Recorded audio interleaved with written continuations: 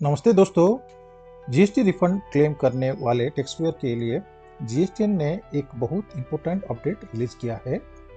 अगर आप export refund, SEZ refund या inverted duty structure refund file करते हैं तो ये अपडेट आपके लिए जरूर फायदेमंद होगा। पहले रिफंड एप्लीकेशन फाइल करते समय एनेक्सर बी पीडीएफ फॉर्मेट में अपलोड किया जाता था, लेकिन अब जीएसटी पोर्टल ने annexure B offline utility launch कर दी है। अब टैक्सपेयर को एक्सेल यूटिलिटी में डाटा फिल करके जेएसएन फाइल अपलोड करनी होगी।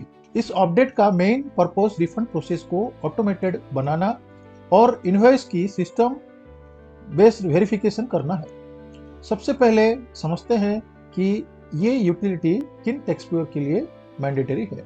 ये utility export of goods or services without payment of tax supply to SEZ unit or SEZ developer without payment of tax, inverted duty structure refund और export of electricity without payment of tax वाले refund categories के लिए mandatory है। अब बात करते हैं annexure B utility में क्या डिटेल्स भरनी होगी। जीएसटीएन ने एक एक्सेल बेस्ड यूटिलिटी प्रोवाइड की है। इस यूटिलिटी में इनवर्ड परचेज इनवॉइसेस की डिटेल्स एंटर करनी होंगी जिनके अगेंस्ट आईटीसी क्लेम किया गया है। सबसे इंपॉर्टेंट बात यह है कि रिपोर्टिंग एचएसएन या एसएसी वाइज करनी होगी। साथ ही इनपुट सर्विसेज और कैपिटल गुड्स कैटेगरी अलग अलग मेंशन करनी होगी। अब समझते हैं यूटिलिटी का स्ट्रक्चर। यूटिलिटी में दो टेबल्स दिया गया है। पहले टेबल 1 पर रिवर्सल डिटेल्स और दूसरा टेबल 2 है एचएसएन या SSC wise inward invoices detail. यहीं पर invoice wise purchase details enter करनी होगी। अब एक इंपॉर्टेंट पॉइंट समझिए, अगर एक इनवॉइस में मल्टीपल एचएसएन कोड्स है या इनपुट सर्विसेज दोनों हैं तो पूरा इनवॉइस एक ही लाइन में एंटर नहीं कर सकते। आपको इनवॉइस को अलग अलग लाइन आइटम्स में स्प्लिट करना होगा। मान लीजिए एक इनवॉइस में स्टील परचेज भी है और ट्रांसपोर्ट सर्विसेज भी है, तो स्टील परचेज को एक लाइन में और ट्रांसपोर्ट सर्विसेज को दूसरी लाइन में रिपोर्ट करना होगा। इसी तरह अगर एक इनवॉइस में दो अलग एचएसएन कोड्स है तो दोनों एचएसएन कोड्स अलग लाइन में रिपोर्ट करना होगा।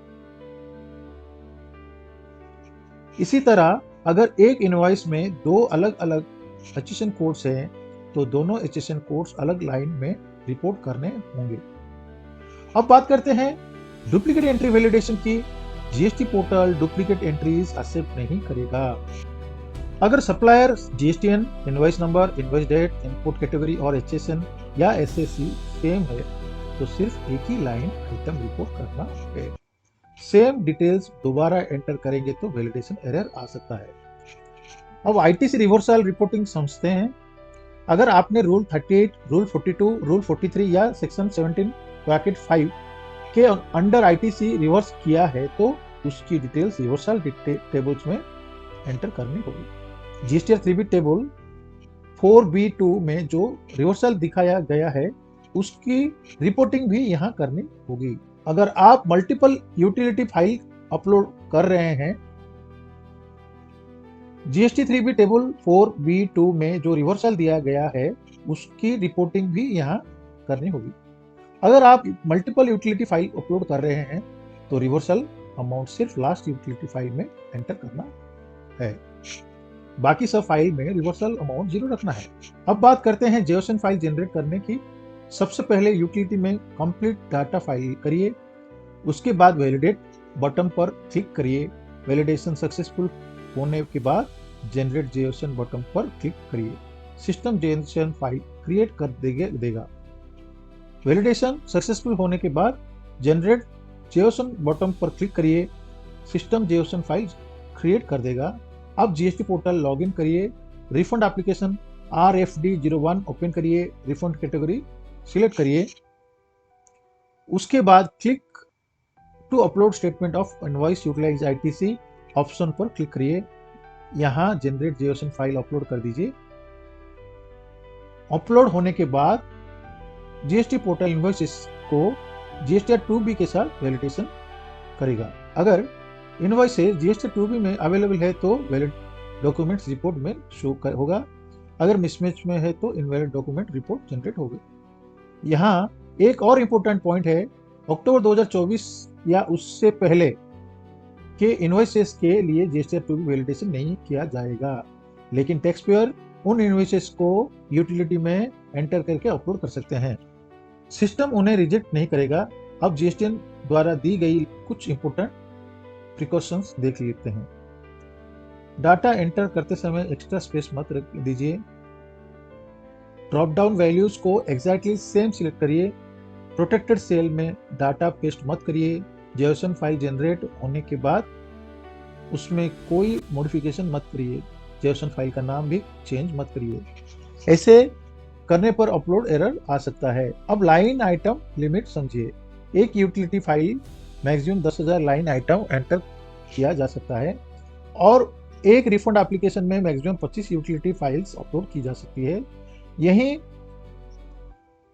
यानी टोटल 2,50,000 लाइन आइटम्स अपलोड किया जा सकता है। अगर इससे ज्यादा इन्वॉइसेस है तो रिमेनिंग इन्वॉइसेस को PDF फॉर्मेट में सपोर्टिंग डॉक्यूमेंट्स के रूप में सबमिट किया जा सकता है। मेरी एडवाइस है रिफंड एप्लीकेशन फाइल करने से पहले GSTR 2B मैचिंग जरूर वेरीफाई करें। HSN वाइज रिपोर्ट सही करें, डुप्लीकेट एंट्री अवॉइड करें, ITC रिवर्सल्स प्रॉपरली रिपोर्ट करें और JSON अपलोड के बाद कंसोलिडेटेड समरी को ध्यान से चेक करें। इशू रिफंड प्रोसेस फर्स्ट होगी और डेफिशिएंसी मेमो या रिजेक्शन का रिस्क कम होगा। अगर ये इन्फॉर्मेशन आपके लिए यूजफुल रही हो तो वीडियो को लाइक करिए, शेयर करिए अपने चैनल को और चैनल को सब्सक्राइब जरूर करिए। धन्यवाद।